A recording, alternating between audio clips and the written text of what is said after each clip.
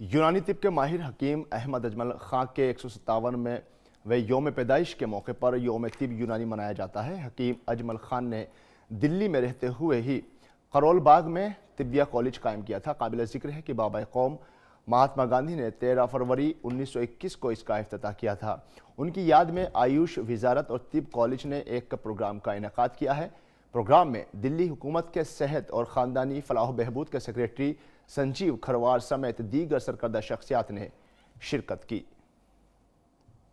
हमारे traditional system जो है वो काफ़ी हद तक हिंदुस्तान में जो है और हमारे देश में काफ़ी हद तक जो है लोगों तक पहुंच सकते हैं और काफ़ी लोग उन चीज़ों को फॉलो भी करते हैं जो हमारे दूर दराज के एरिया जगहों पर रहते हैं।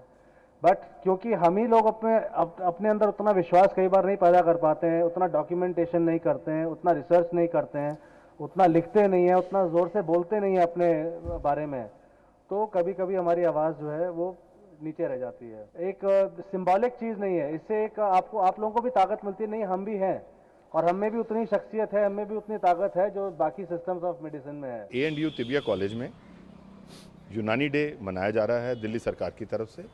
इसमें डायरेक्टरेट ऑफ आयुष भी पूरी शिरकत कर रहा है। दिल्ली में हम लोगों की करीब 22 यूनानी डिस्पेंसरीज हैं। इसके अलावा एक आयुर्वेद एंड यूनानी तिबिया कॉलेज है जहाँ पे कि post graduate as well as under graduate education हम लोग प्रोवाइड करते हैं।